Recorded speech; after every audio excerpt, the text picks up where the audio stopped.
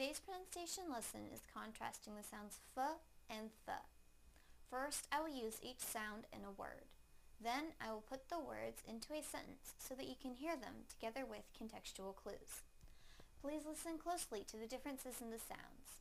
First, the f sound in the word free. Free, free.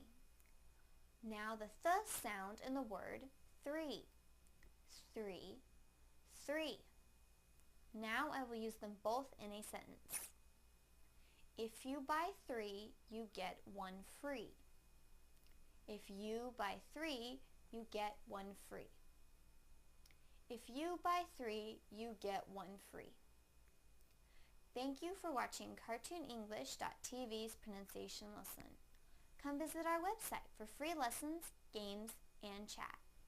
Bye!